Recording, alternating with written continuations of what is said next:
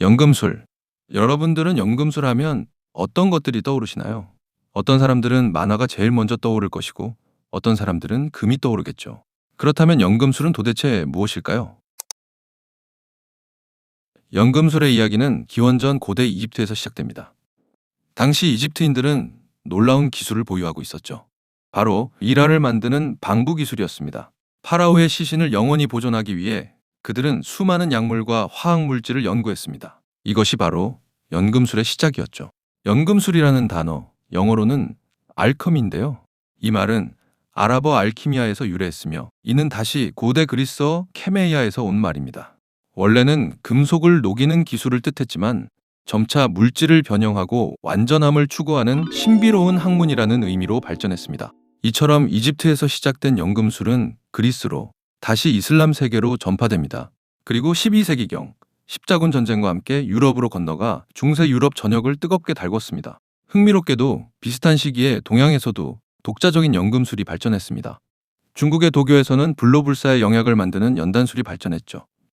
동양과 서양, 서로 다른 땅에서 인류는 같은 꿈을 꾸고 있었던 겁니다. 그렇다면 연금술사들은 어떤 원리로 금을 만들 수 있다고 믿었을까요?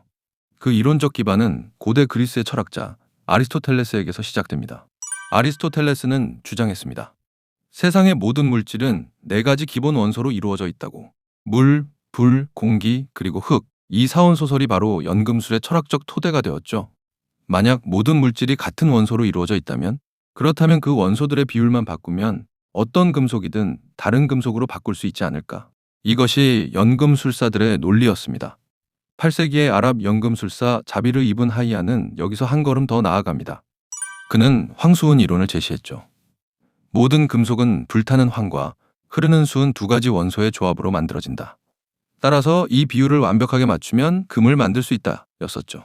그리고 또 하나, 연금술은 점성술과도 깊이 연결되어 있었습니다. 태양은 금을, 달은 은을, 화성은 철을 상징한다고 믿었죠. 따라서 별의 위치가 완벽한 순간에 실험을 해야만 성공할 수 있다고 여겼습니다. 그리고 그들은 자신들만의 비밀 언어를 만들기 시작했습니다. 뱀, 사자, 왕과 왕비, 모든 것이 상징과 은유로 가득했죠. 그리고 모든 연금술사들에게는 하나의 궁극적인 목표가 있었습니다. 바로 현자의 돌, 영어로는 필로소퍼스 스톤이라 불리는 전설적인 물질이었죠. 현자의 돌은 돌의 형태일 수도, 붉은 가루일 수도, 혹은 황금빛 액체일 수도 있다고 했습니다. 중요한 것은 형태가 아니라 그 능력이었죠. 첫 번째 능력, 어떤 금속이든 순금으로 변환시킬 수 있다. 단 한 방울 혹은 한 조각의 현자의 돌이면 수백 킬로그램의 납을 황금으로 만들 수 있다고 믿었습니다. 두 번째 능력, 불로장생의 묘약, 엘릭서를 만들 수 있다. 현자의 돌로 만든 약을 마시면 모든 질병이 치유되고 영원한 젊음을 얻을 수 있다고 했죠. 심지어 죽은 식물도 살릴 수 있고 영원히 꺼지지 않는 등불도 만들 수 있으며 생명체까지 창조할 수 있다고 믿었습니다. 역사상 가장 유명한 연금술사 중 하나인 니콜라 플라멜. 14세기 프랑스의 이 필경사는 실제로 현자의 돌을 만드는 데 성공했다는 소문이 돌았습니다. 그와 그의 아내는 갑자기 엄청난 부자가 되었고 가난한 이들을 위해 병원과 교회를 세웠죠. 사람들은 속삭였습니다. 그가 금을 만들 수 있기 때문이라고. 수많은 연금술사들이 다양한 이유들로 현자의 돌을 찾기 위해 평생을 바쳤습니다. 어떤 이는 재산을 탕진했고 어떤 이는 독극물에 중독되어 목숨을 잃었죠. 하지만 그들은 멈추지 않았습니다. 여기서 우리는 중요한 질문을 던져야 합니다. 정말 연금술사들은 단지 금을 만들어 부자가 되고 싶었던 걸까요? 많은 역사학자들과 학자들은 말합니다. 연금술의 진정한 목적은 다른 곳에 있었다고. 납을 보십시오. 무겁고 어둡고 쉽게 부식됩니다. 금은 어떻습니까? 가볍게 빛나고 영원히 변하지 않으며 완벽합니다. 납을 금으로 바꾼다는 것은 하나의 거대한 은유였습니다.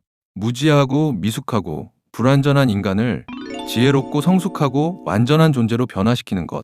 그것이 진정한 연금술이었죠. 현자의 돌을 만드는 과정에는 4단계가 있다고 했습니다. 니그레도 흑화, 알베도 백화, 치트리니타스 황화, 루베도 적화. 이것은 물질의 변화이자 동시에 인간 영혼의 정화와 성장을 상징했습니다. 먼저 흑화 단계는 모든 것을 분해하고 파괴하는 과정입니다. 연금술사가 원재료를 불로 태워 까맣게 태우듯 인간 내면의 탐욕, 욕망, 집착을 태워 없애는 상징으로 해석됩니다. 다음은 백화 단계입니다. 흑화로부터 정화된 잿더미에서 새로운 순수성이 태어나는 과정이죠. 물질이 다시 정제되어 순수한 상태가 되는 것처럼 영적으로는 깨달음과 자각의 빛이 비치기 시작합니다. 다음은 황화 단계입니다. 정제된 물질이 역할을 부여받고 목표를 갖기 시작합니다. 인간에게 지혜가 발현되는 순간이죠.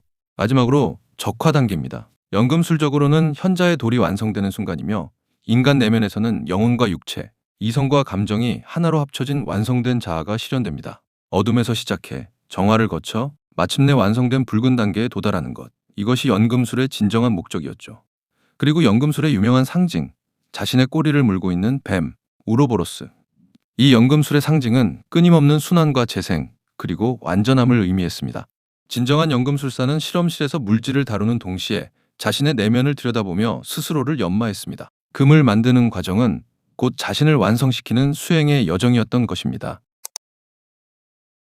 그렇다면 연금술은 실패한 학문일까요? 그들은 결국 금을 만들지 못했고 현자의 돌도 찾지 못했으니까요. 천만의 말씀입니다. 연금술은 실패하지 않았습니다.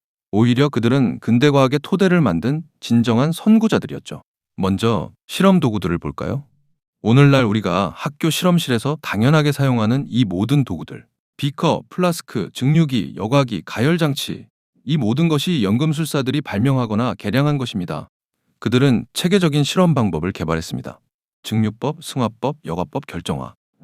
이런 기술들은 현대화학의 기본이 되었죠. 그리고 발견한 물질들을 보십시오. 알코올은 연금술사들이 처음 증류했습니다.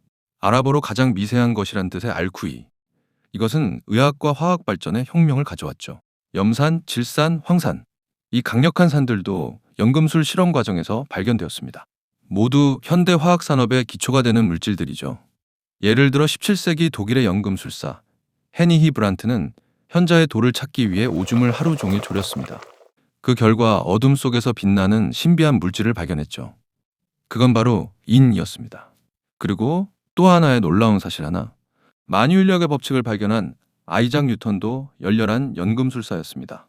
그의 서재에서 발견된 방대한 연금술 노트는 그가 물리학만큼이나 연금술에 몰두했음을 보여줍니다. 뉴턴은 물질의 변환을 연구하면서 원자와 분자의 개념에 가까이 다가갔습니다. 연금술 실험이 그의 과학적 사고를 발전시킨 거죠.